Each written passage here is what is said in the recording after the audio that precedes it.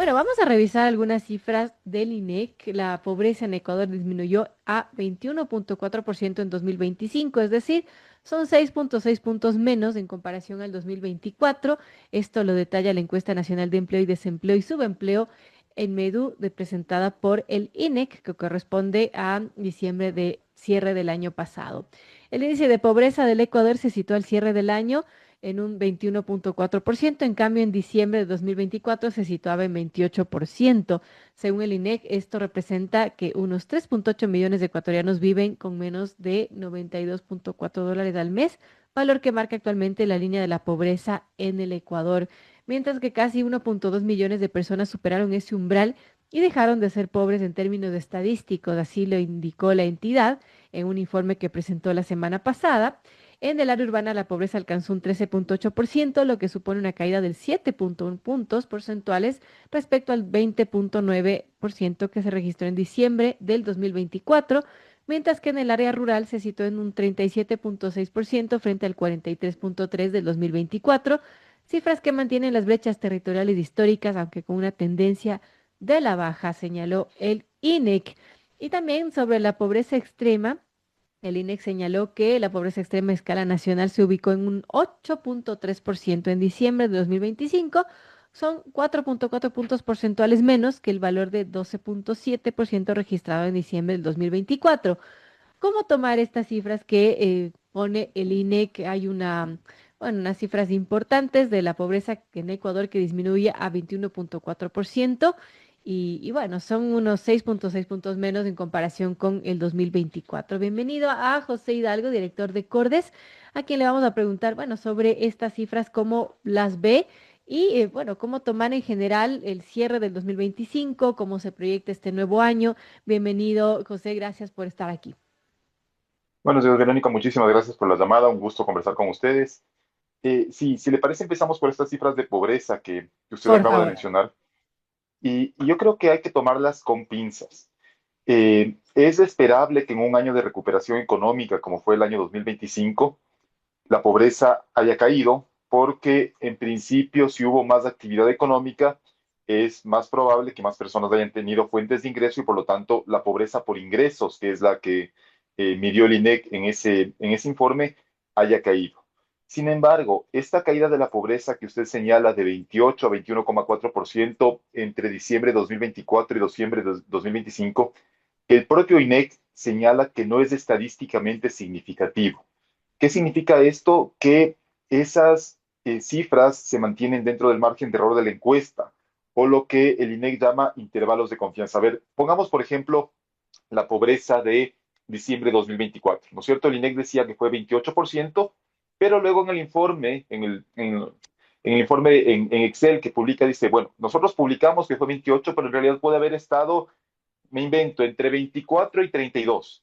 Y ahora dice que es 21, pero puede haber estado, también otras cifras más o menos redondeadas, entre 17 y 26, más o menos. Entonces, si es que hay un punto en que los dos intervalos de confianza coinciden, en este caso sería más o menos entre 24 y 26, no se puede asegurar con certeza que la pobreza cayó. Yo insisto, sí creo que seguramente las condiciones económicas de 2025, que fueron mejores que las de 2024, dieron lugar a una caída en la pobreza, pero me resulta un poco difícil creer que haya sido una caída tan importante como de 6.6 puntos, porque eso significaría una reducción similar a la que vimos cuando estábamos saliendo de la pandemia. Claro, lo que pasa es que cuando Claro. salíamos de la pandemia era una situación totalmente atípica, ¿no es cierto? Porque habíamos tenido el confinamiento, entonces mucha gente cayó en situación de pobreza porque se quedó sin trabajo. Y una vez que se reabrieron las actividades económicas y ya pudimos salir, normalmente esa gente salió otra vez de la pobreza. Pero que en un año de crecimiento económico que el Banco Central calcula en torno al 4%, la caída de la pobreza haya sido de casi 7 puntos porcentuales, sí me parece un poco difícil, pero insisto, esto no significa que la pobreza no haya caído. No lo podemos asegurar, el propio INEC no lo puede asegurar porque dice que no son variaciones estadísticamente significativas, pero me parece lo más probable. Al igual que, y perdón que me extienda ya, simplemente termino con esto, en el mismo día el INEC publicó también las cifras de empleo y también hubo mejoras. Mejoró el empleo adecuado, cayó la informalidad, pero también en ambos casos el INEC señaló que son variaciones no significativas desde el punto de vista estadístico y por lo tanto también las cifras de empleo, que también es esperable que hayan mejorado en un año de crecimiento económico, lamentablemente no tenemos la certeza de poder decir mejoraron porque se encuentran en ambos casos dentro del margen de error de la encuesta.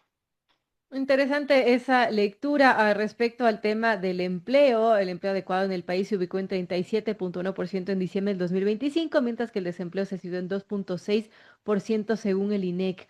Ahora, a todo esto, claro, se podría hablar de un efecto rebote, se podría decir que la economía mejoró un poquito, que podíamos esperar de esto y también mucho se compara con el año 2024, un año que fue especialmente duro por los cortes energéticos que también representaron pérdidas económicas gigantes. Se podría decir que este incremento también es comparable con un año en el que, bueno, ya no ha habido cortes y se aumentó, se mejoraron las cifras. ¿Cómo vemos eso? Sí, en ese caso habría que ver lo que proyectan no solo el Banco Central, sino también el Fondo Monetario para 2026, ¿no es cierto? Ya como para entrar un poco en materia de lo que podría ser la economía este año, porque sí, el Banco Central, como dije antes, cree que la economía ecuatoriana en 2025 creció 3,8%, pero cree que este año va a crecer un poco por debajo del 2%. Y el Fondo Monetario, en cambio, cree que la economía ecuatoriana en 2025 creció, si no me equivoco, 3,4% y espera también que este año crezca en torno al 2%. Entonces, eso reflejaría que, en efecto, una parte del crecimiento económico de 2025 fue consecuencia de un rebote después de la caída de 2024 y por lo tanto en 2026 tendríamos un crecimiento, es verdad, pero menor que en el año pasado. ¿Sí? Entonces se espera un, no un estancamiento económico, pero un crecimiento relativamente bajo, sobre todo para lo que el Ecuador necesita para poder sacar a la gente que está en situación de pobreza o para poder mejorar, digamos, las condiciones de vida de la población. Y en este contexto, obviamente, sigue habiendo factores bastante positivos. Yo creo que por ahí la economía va a poder tener incluso un desempeño un poquito mejor, porque hay un par de factores que benefician a la economía. El primero es el buen desempeño del sector exportador no petrolero, que empezó hace algunos años. Las exportaciones no petroleras venían rompiendo récords, en el año pasado lo volvieron a romper, y esto obviamente no solo beneficia a ese sector en particular, en productos como camarón, cacao, enlatados de pescado, minerales, flores, sino que también genera un ingreso de dólares a la economía y eso ha permitido que los depósitos en el sistema financiero crezcan de manera importante. Tengo las cifras en la cabeza con corte a noviembre y tanto en bancos como en cooperativas los depósitos habían crecido más o menos 14, 15%. Y si es que eso se mantiene, o por lo tanto, o incluso si se desacelera un poquito, eso podría dar lugar también a una mayor colocación de créditos. Entonces, esos dos factores creo que serían importantes para un mejor desempeño de la economía, pero obviamente todo tiene que estar acompañado por un ambiente de negocios que promueva la inversión. Y en ese contexto sí creo que todavía están pendientes de algunas tareas en materia normativa, en materia institucional, eh, pero sí, en todo caso, la economía ecuatoriana difícilmente crezca tanto como en 2025, pero tanto el Fondo Monetario como el propio Banco Central esperan que sí va a seguir creciendo en 2026. Ahora, José, hay unas cifras que publica el gobierno de manera oficial y dice indicadores económicos en el Ecuador. Por ejemplo, compara el periodo 2021-2023, en el que estaba Guillermo Lasso como presidente, y el periodo actual. Y, por ejemplo, dice riesgo país. En el periodo 2021-2023, 1.275 puntos, actualidad 492 puntos. Reservas internacionales, en el periodo anterior, 7.467 millones, actualmente 9.795 millones. Depósitos bancarios, igual 41.801 antes, hoy más de 59.300. ¿Qué nos dicen estas cifras comparando, bueno, el gobierno, en este caso de Guillermo Lasso, al periodo actual con Daniel Noboa? Ya, primero habría que ver, por ejemplo, en el riesgo país, qué cifras se está tomando para el gobierno de Guillermo Lasso, digamos, si es que es una cifra promedio. Entonces, en ese caso, si es una cifra promedio del periodo, habría que comparar con una cifra promedio de este periodo, ¿no es cierto? Porque Claro. si no estamos comparando una cifra promedio con un punto excepcionalmente bajo, como es el que tenemos en la actualidad, que ojalá se mantenga además esa tendencia, porque hay que señalar y reconocer que el riesgo país frente a lo que teníamos antes de la última segunda vuelta se ha reducido, si no me equivoco, en 1.000 puntos básicos. Entonces es una reducción importante, pero la comparación, yo no tengo en la cabeza, obviamente, cuál haya sido el riesgo país promedio del presidente Lazo, ni cuál fue su punto más alto, su punto más bajo. La comparación debería medir ya sea puntos bajos o promedios, porque si no puede estar un poco Claro, distorsionada. aquí no Respecto, menciona en realidad qué está haciendo, si es ya, el promedio o qué es lo que se está midiendo. ya, entonces sí, no se puede hacer una interpretación, digamos, muy Claro. rigurosa con eso. Respecto a las reservas internacionales, estas afortunadamente han venido creciendo de manera sostenida en los últimos meses. De hecho, en diciembre alcanzaron una cifra récord de un poco más de 10.000 millones de dólares. Y esto se debe en gran medida a lo que señalé previamente del buen desempeño de las exportaciones no petroleras. Porque finalmente las reservas internacionales, que hay que dejar claro que no son ahorro fiscal, son el activo líquido del Banco Central, crecen cuando entran dólares a la economía, ya sea por exportaciones, por remesas, por créditos externos que recibe el gobierno, y caen cuando se giran dólares al exterior, ya sea por importaciones, por pago de deuda externa, por, no sé, pagos de estudios en el exterior, por mencionar unos pocos factores. Entonces, si han crecido tanto en los últimos meses es porque a la economía han entrado más dólares de los que han salido, gracias sobre todo a las exportaciones no petroleras, pero también a otros factores como las remesas o algunos créditos externos que ha recibido el propio gobierno en los últimos meses. Entonces, en gran medida, el aumento de las reservas, digamos, es mérito del sector privado que ha tenido o que ha encontrado en el exterior mercados suficientes para colocar sus productos y que además ha sido muy hábil en aumentar sus ventas, no únicamente en los productos ya tradicionales, sino que incluso ha diversificado algunas fuentes. Y esto se traduce en lo que usted mencionó, Verónica, también del crecimiento de los depósitos. Entonces, si es que hay más dólares en la economía, evidentemente una parte de esos dólares tienen que terminar en el sistema financiero. De hecho, ustedes recordarán también, hasta mediados de 2024, por ejemplo, los bancos, incluso los bancos grandes, venían pagando tasas de interés sumamente altas, lo que era un reflejo de la poca liquidez que había en la economía. Como había poca liquidez, los bancos tenían que competir entre sí, pagando tasas cada vez más altas para captar los recursos que eran escasos en ese momento. Ahora, en cambio, que hay mucha liquidez, insisto, gracias sobre todo al buen desempeño del sector exportador, los bancos han podido, bancos y cooperativas, bajar las tasas que pagan por los depósitos, lo que refleja justamente que ya no están en esta necesidad de competir tanto por captar recursos escasos. Importante diálogo con José Hidalgo, director de Cordes, cuando son las 8:05 de la mañana. Estos indicadores que menciona Verónica son tuiteados por el presidente Daniel Noboa al día de ayer y vale la pena seguir desmenuzando poco a poco por qué nos debería interesar, por ejemplo, cada uno de estos indicadores para el ecuatoriano de pie. Por ejemplo, en temas de colocación de créditos, él compara un valor de 15.000 millones frente a 70.000 millones de dólares en ese periodo del 2021 al 2023 durante la presidencia del expresidente Lazo y en la actualidad. Que haya más créditos, ¿no te dice que la gente está endeudada, que tiene menos liquidez, que tiene que recurrir a eso, o más bien es un indicador saludable para la economía? Es que puede interpretarse de las dos maneras y habría que hacer una desagregación un poquito mayor de la composición de los créditos. En principio, la mayor parte del crédito del sistema bancario, al menos, se destina a crédito productivo. Entonces ahí está obviamente el crédito a las empresas, a las corporaciones, a las pymes, crédito de vivienda y una parte menor, en torno al 40%, si no me equivoco, corresponde a crédito de consumo. Igual, no todo el crédito de consumo significa sobreendeudamiento. Puede haber casos, obviamente, de personas cuyo crédito está incrementándose porque vienen pagando únicamente el mínimo de la tarjeta de crédito, entonces el saldo rotativo va creciendo mes a mes, ¿no es cierto? Pero al menos yo no tengo una cifra de cuánto representa del total del crédito de consumo este incremento o esta bola, digamos, del crédito rotativo y cuánto es nuevo crédito de consumo, porque hay que reconocer igual también que el año pasado las ventas de autos, por ejemplo, se recuperaron mucho frente a un mal año como había sido 2024.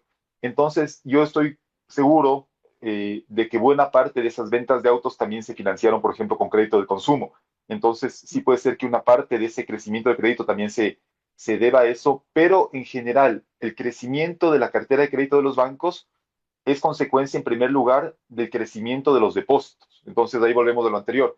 gracias a que hay más liquidez en la economía, los bancos reciben más depósitos y esto les permite otorgar más crédito. Obviamente es importante porque otro factor que hay que tomar en cuenta al momento de evaluar el crédito del sistema financiero es qué tan bien se están pagando esos créditos. Y por suerte me parece que al menos a nivel del sistema de bancos privados, la morosidad se ha mantenido baja y eso obviamente es un factor importante porque un crédito muy dinámico pero que no se está pagando más bien podría poner en riesgo la sostenibilidad del sistema. Más bien aquí estamos viendo una morosidad que en bancos al menos se mantiene bastante controlada.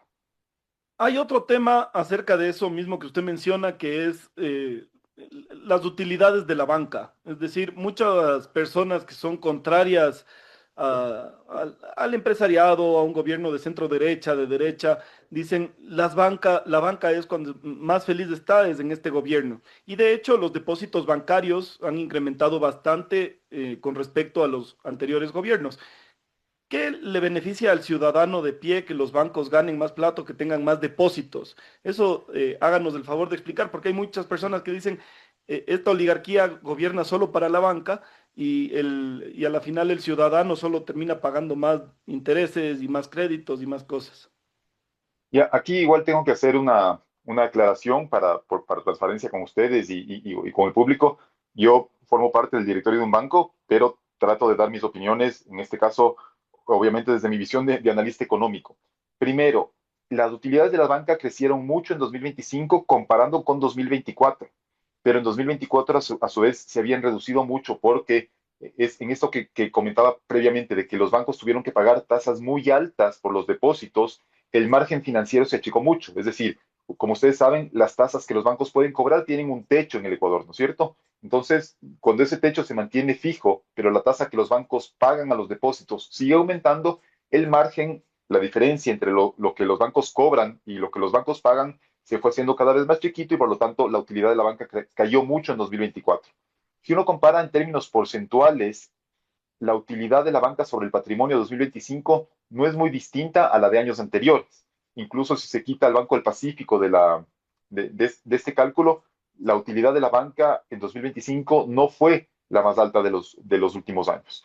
¿Y en qué puede beneficiar a la gente que los bancos tengan utilidades? Primero que hay que explicar que, digamos, si un banco tiene, me invento, 50 millones de dólares de utilidades, la superintendencia de bancos le autoriza qué porcentaje de esas utilidades puede repartir, porque el resto de las utilidades se tienen que reinvertir en el banco justamente para que puedan dar más crédito. Entonces, usualmente los bancos, si no me equivoco, no pueden repartir más allá del 50% de las utilidades.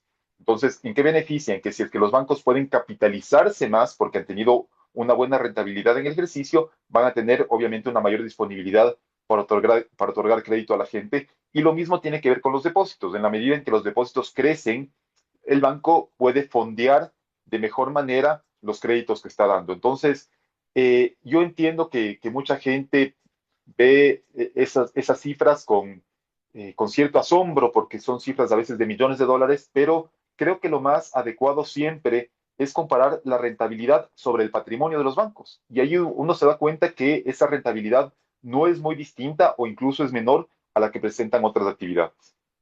Interesante. Y un último indicador que quiero conversar con usted, que es la inflación. El presidente Daniel Noboa ha manifestado que tenemos una inflación anual de 1,91% comparado con 2,35%. ¿Qué tan saludable es no tener suficiente inflación? Es decir, podemos hablar tal vez de una deflación en el caso de que se reduzcan los costos y los precios para el consumidor, como se había anunciado hace un par de meses con los precios de la canasta básica. ¿Acaso la subida de precios no es un indicador saludable para decir una economía está creciendo? Sí, pero si usted se fija lo que son las metas de inflación de los principales bancos centrales del mundo, usualmente están en torno al 2,5%. Entonces, en ese contexto, más bien, el Ecuador tendría, con las cifras de cierre de 2025, una inflación que muchos países quisieran tener en torno al 2%. La diferencia frente al 2,3% de años anteriores es marginal, yo no creo que marca ninguna diferencia. Es una buena noticia que la inflación en el Ecuador se mantenga baja porque eso permite que el poder adquisitivo de los salarios no se deteriore. Es decir, si es que yo ganaba $1,000 en el mes, los básicamente lo que puedo comprar en enero es lo mismo que puedo comprar en diciembre. En cambio, cuando tenemos una inflación muy alta, si yo mantengo mi salario, ya tengo un poder adquisitivo menor. Y es también una buena noticia porque ustedes recordarán toda la campaña que se levantó diciendo que la eliminación del subsidio al diésel iba a generar un disparo en los precios, ¿no es cierto? Que los precios iban a saltar.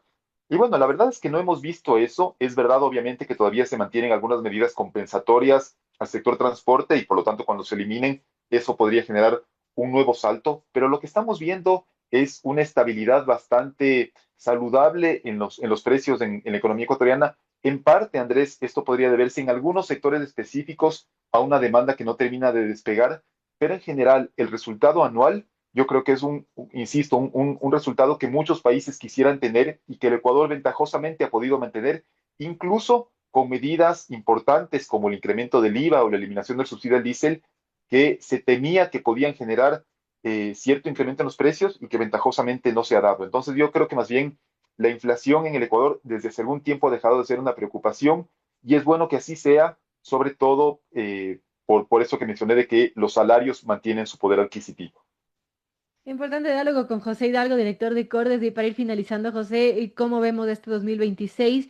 ¿Va a ser un año positivo económicamente? ¿Cómo se perfila y qué tendría que hacer el gobierno de manera urgente para que, bueno, las cosas, la economía marche bien? Finalmente, la economía crece cuando hay inversión. En 2025, la inversión en algo se recuperó, pero se mantiene todavía en volúmenes muy inferiores a los que habíamos visto en años anteriores. Y no me refiero únicamente a la inversión pública, que ha sido una variable de ajuste importante, se ha contraído mucho en los últimos años, sino que también la inversión privada no ha podido compensar esa caída en la inversión pública. Entonces, creo que lo que el gobierno debería hacer principalmente es generar un mejor ambiente de negocios para fomentar esa inversión. Ah, con esto me estoy refiriendo, por ejemplo, a mejoras en la normativa laboral, a estabilidad tributaria, ¿no es cierto? Que no haya, como ha ocurrido en los últimos años, cada año algún nuevo impuesto temporal que termina afectando a las empresas y que sobre todo genera incertidumbre frente a lo que las empresas van a poder ganar en el largo plazo, que haya mejoras obviamente también en la normativa corporativa, en la normativa financiera y que haya también una importante mejora institucional. Estamos viendo lo que está ocurriendo en la justicia. Esto no depende netamente del Ejecutivo, pero sí creo que puede tener una influencia, pero es importante también que el carácter institucional del país, con eso me refiero a calidad de la justicia, calidad de las leyes que se aprueban, respeto a la libertad de expresión, son factores que uno muchas veces ve como lejanos del crecimiento económico, pero yo sí creo que muchos inversionistas toman en cuenta qué tan independiente es, por ejemplo, un sistema judicial antes de invertir en un país. Entonces, más allá de las mejoras que puedan hacerse en la normativa, en lo fiscal, obviamente, es importante que el déficit fiscal no crezca para que no haya esta tentación de crear nuevos impuestos. Más allá de eso, también creo que el gobierno tiene que fortalecer mucho lo institucional para que el Ecuador estructuralmente sea un país más atractivo para la inversión.